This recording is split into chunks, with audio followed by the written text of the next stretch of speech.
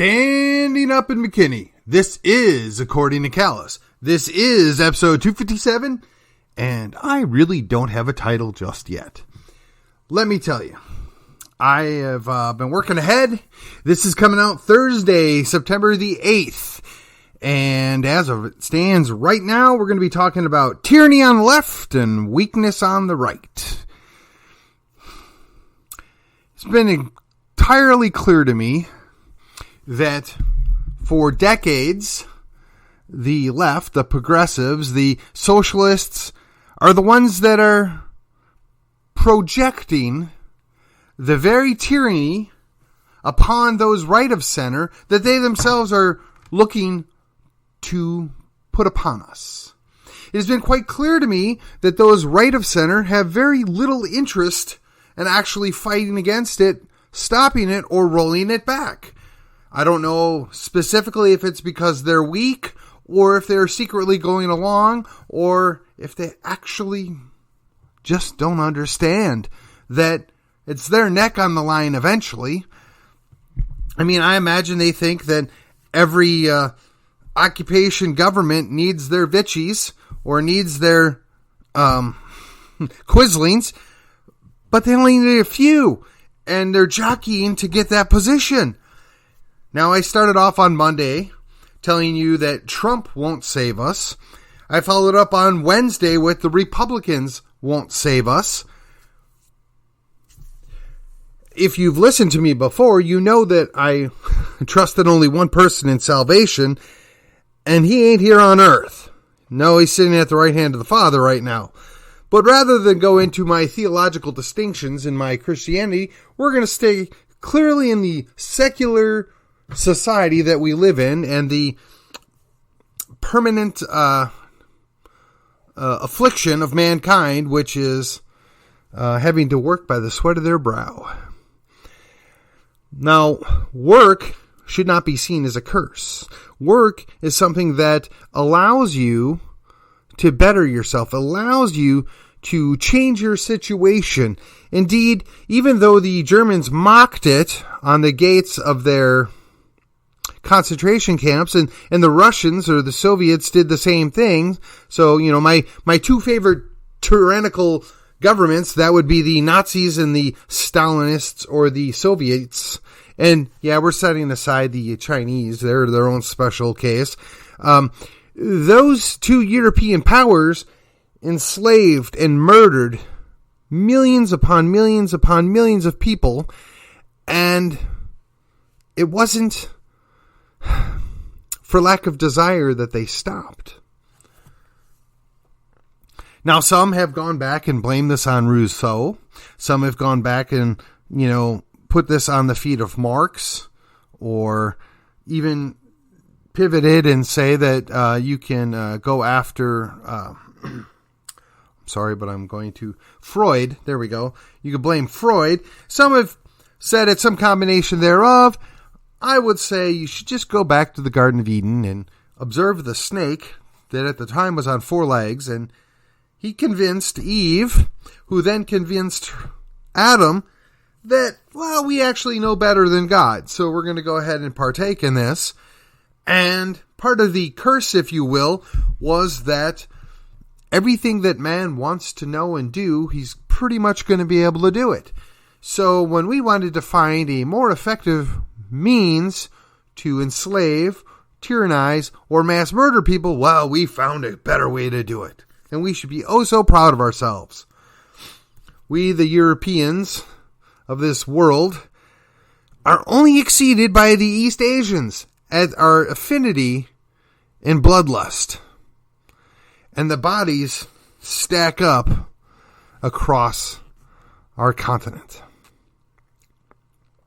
Now, we in America, we were somewhat separated from this. We decided that we wanted to do something different. We decided that we wanted to come over here and start fresh. The way we started fresh was, well, the people that we early on partnered with, the 5 civilized tribes and several other tribes of quote-unquote Native Americans / Indians, the people that got here before us, because if you go far enough back, there was nobody here until somebody got here. And history has a funny way of replacing different groups of people with succeeding groups of people. I mean, the Celts were pushed out in favor of the Germanic tribes. The Germanic tribes were pushed out in favor of the Slavic tribes, and the Slavic tribes were pushed out in favor of the Mongolians and the steppe groups that came across. The Chinese were suppressed by the Mongolians. The Chinese attempted to suppress the Vietnamese and the Laotians, and various factions in India have been fighting amongst themselves, including the Mongols or the Mughals. And then, of course, there's the various Arabic tribes that have flittered back and forth, where they're the Persians, the Akkadians, and the Babylonians. And then there was the Mamelukes and other successive groups of people that took over in Egypt and North Africa, including the Arabs. And then the Moors came into Spain, and the Turks came into Austria. Both were eventually repelled, but that's all quote-unquote ancient history. The last group to be successful in basically going somewhere else were Europeans, and now they're made to feel guilty about it. And now they're basically self-immolating or immolating on pity and shame for what they did, to the point that London is Londistan and has effectively been reverse colonized by the Indians that they subjugated a little over 100 years ago. Now, whether that's for better or for worse still remains to be seen. I won't hold my breath. I'm pretty sure where I fall down on that. But Europe as a distinct culture of cultures, right? The Germans are not the same as the Franks, and the Franks are not the same as the Italians and the Lombards and the Swiss and the Slavics and the Poles and the Ukrainians and the Russians and the Finns. And there are a whole bunch of different cultures that make up Europe, much like when we mistakenly lump Africa into being one homogeneous group. There's, I believe, 40 countries. I mean, it's north of 40. I don't remember the specific number. But if I were to try to name them all, I could probably get 3/4 of them, which is probably a lot better than 90% of my fellow Americans. But it's fair to say there's a whole lot more tribal breakdown than just the independent nations of Africa. And to lump in the Nigerians, the Kenyans, the South African various tribes down there, the Ghanans and the Congolese, along with the Libyans, the Egyptians, and those folks in Chad, would be a foolish thing to try and do. Interestingly enough, the north of Africa was overrun by Arabs, and they really never, ever gave it back. The Berbers, the various Arab groups. And then, of course, there's your, for lack of a better word, Middle to South African tribes that only one nation in all of Africa, I believe, was able to withstand European colonization. But they all have their independence now, and they're busy fighting amongst themselves and within themselves. And then if we drift over to South America, well, you know, the Spaniards and the Portuguese did their number on that, but the basket case that is the ruling parties of Brazil, Argentina, and Chile, they're in constant flux of various forms of socialism. Now, Chile had a right-wing, quote-unquote, fascist dictatorship for quite some time, and they just now rejected a leftist constitutional revision. But that's not even getting into Paraguay, Uruguay, Bolivia, Venezuela, Colombia, and then Ghana, Guinea, and Suriname. They're all twisted all up. There's various tribes, various Mazutos, various Europeans. They're just trying to make heads or tails of what's there. And then there's America. The great melting pot, as it were. And we've had some great successes in assimilation and improvement. and others less so. That being said, we're not a monolith. Nobody ever thought we were a monolith. Now, at some point in the early 1900s, a guy by the name of Roosevelt thought he could change us all into being of the same mindset. And he was encouraged by Horace Mann and John Dewey that, hey, well, we can make everybody see themselves as the same group. They were not so successful. The same group partnered with their European power friends and, brought about the soft socialism, the gentle march forward into tyranny. They've been at this for over 100 years. So, again, as I've told you before, we should not be surprised at where we're at. And it's transitioning from a soft tyranny to a harder tyranny. And we've done nothing.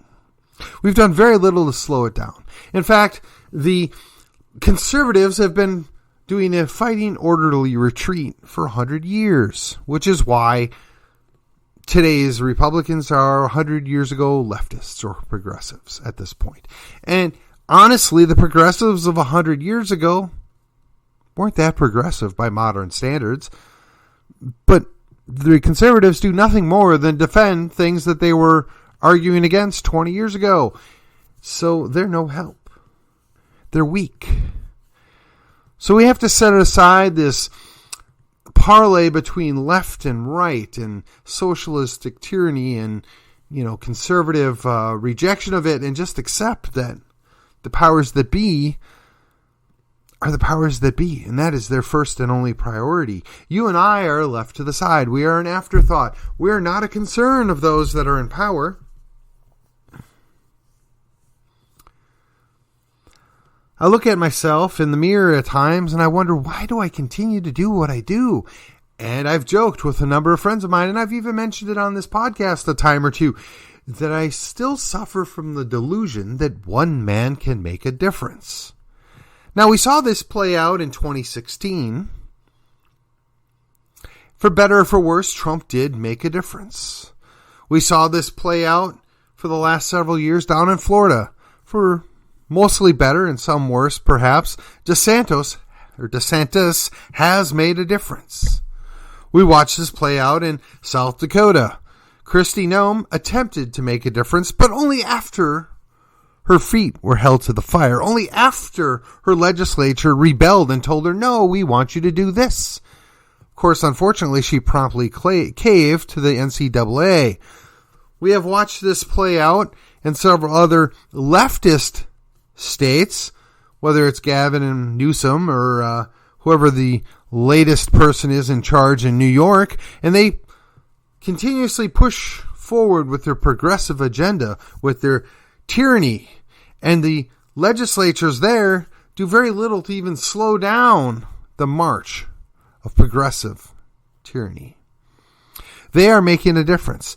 And don't even get me started on what was once Washington and Oregon, which they were liberal, but they were hippie liberals. They were Vermont liberals. They didn't want to micromanage your life. They were left of center, but they thought live and let live, and those days are gone. You could look at some of the things that happened in Indiana where they passed some laws and their governor signed them, and then he promptly caved before he became the vice president, and promptly caved when it mattered most. You could look at what's going on in Illinois. Every time they get a new governor, before he gets put in prison or she gets removed, they just drive it further and further. And they really seek not our permission. So it is proof positive that one person can make a difference. Now, those people all have positions of power and authority. Those people probably had to give up a little piece of themselves to get where they're at.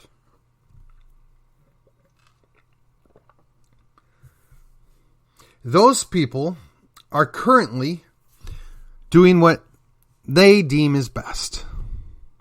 Now, we would agree with some of what some of these people are doing and disagree strongly with what other people are doing. But they're doing it under the guise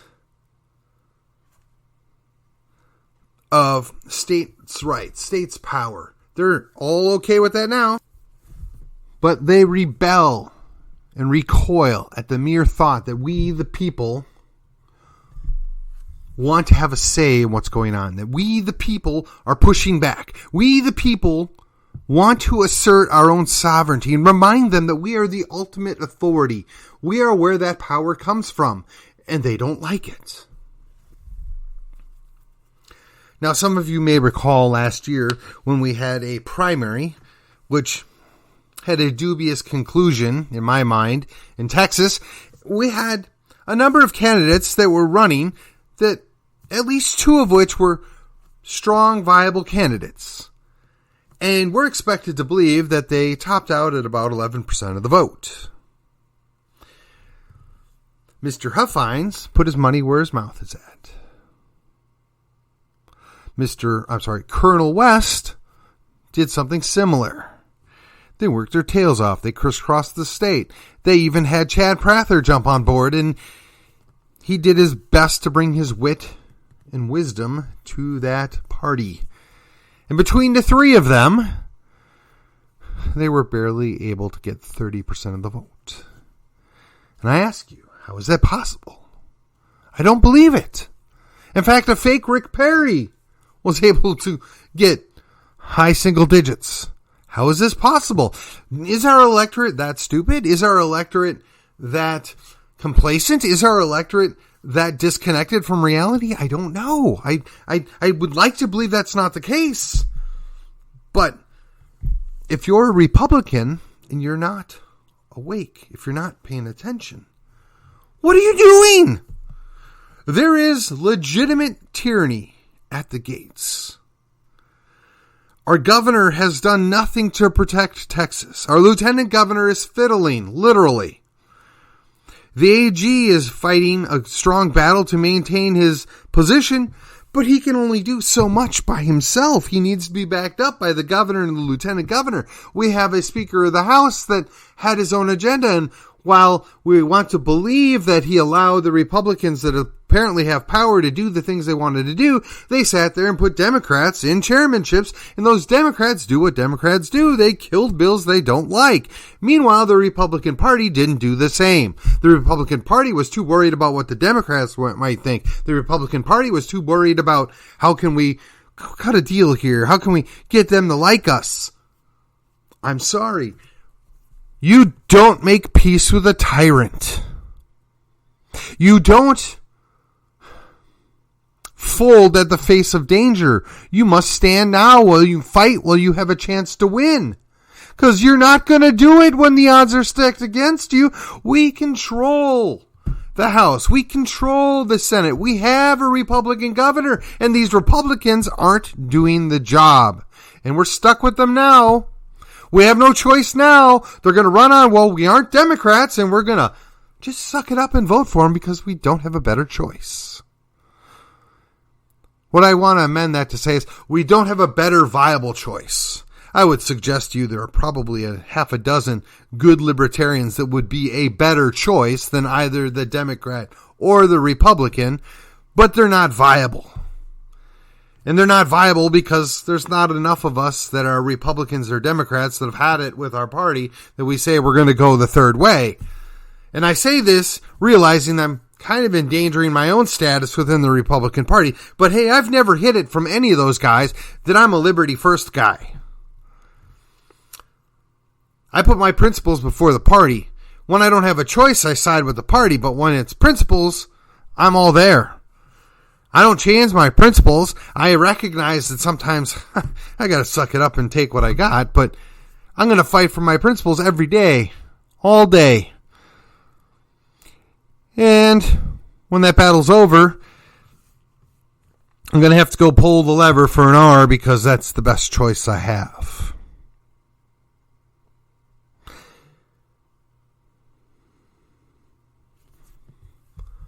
And I encourage you to do the same.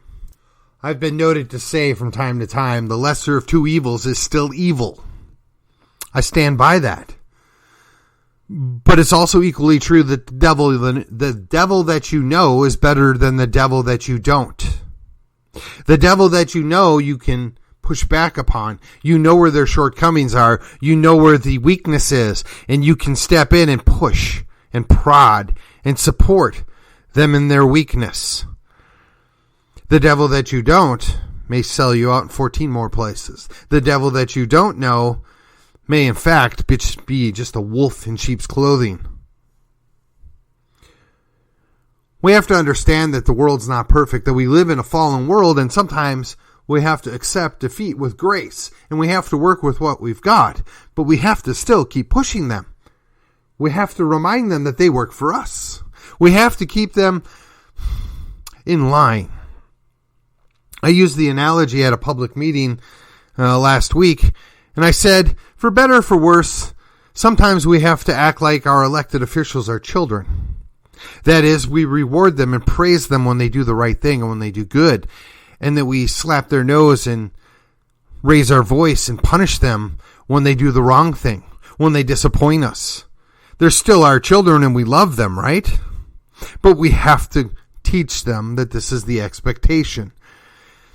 My frustration is too many people that are on my team, they suck up, for lack of a better word, or they swoon over that elected official that's willing to give them 5 minutes of their time. And while I appreciate that, and I like it, quite frankly, when I get a call back, whether it's from my state senator or from another state rep or another state senator, when they call back, when they spend 5 minutes talking to me, I appreciate it. I'll reward them by sharing my thoughts and, working for them and basically telling them they're doing a good job. They're taking time to speak to their constituents. They're giving feedback. And when they do the right thing, I make sure that they know that I appreciate the fact that they did the right thing. But at a certain point, when their 80% drops to a 70% or a 63% or a 59%, when do we want to maybe consider we could do better or we ought to do better? When do we determine that, you're not our enemy, but you're certainly not our ally anymore? At best, you're a fellow traveler. At best, you're marginally on the team. It'd be fair to say you're the weakest link. Now, I'm not going to advise that we go elect a bunch of Democrats, but there are primaries for a reason. Sometimes a good primary challenge snaps those people back into reality and makes them understand that we're watching them and we expect them to do the things that we sent them to do. Sometimes it's for naught. But it's increasingly clear to me that if we continue to accept the tyranny that the left is putting forward, and we continuously continue to accept the contemptible weakness and lackadaisical response. Wow. Getting a little tongue-tied here.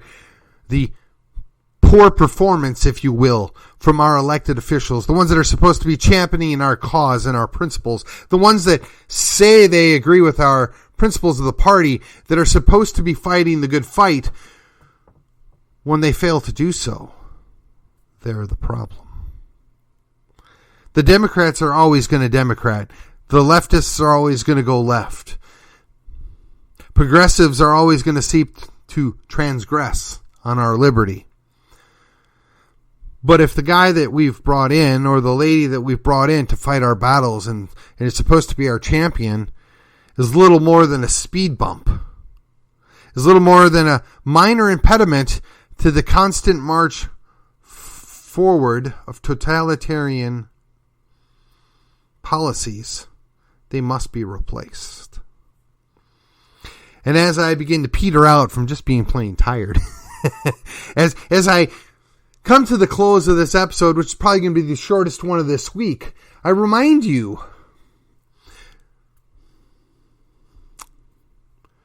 that extremism in the defense of liberty is not a problem. That moderation in the pursuit of justice is. And yes, that's a paraphrase from a famous senator from Arizona.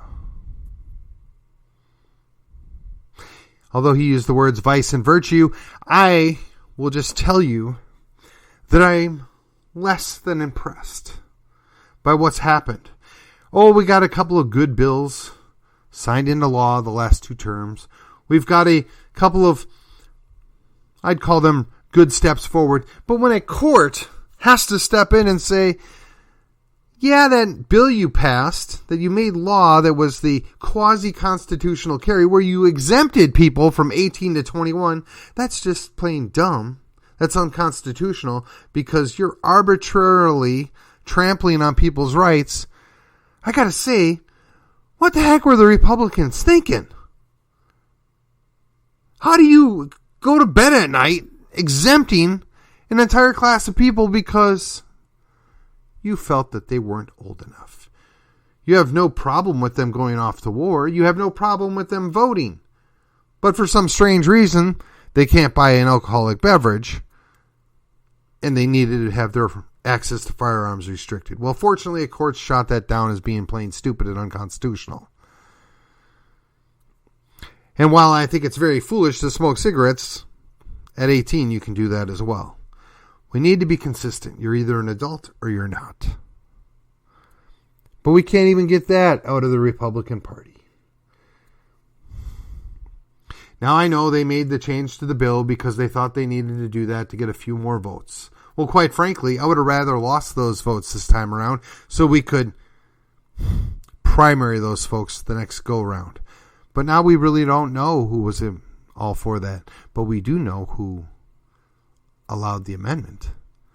And while I understand the political expediency of that, and while I can appreciate what they thought they were doing, they really did us no favors. Again, the enemy marches on, and we do very little to stop them. This is a metaphorical war. It is a cold war, and I pray that it never becomes a hot war, because we won't like that outcome. But we must be ever vigilant. Liberty depends upon it. As I say, do me a favor.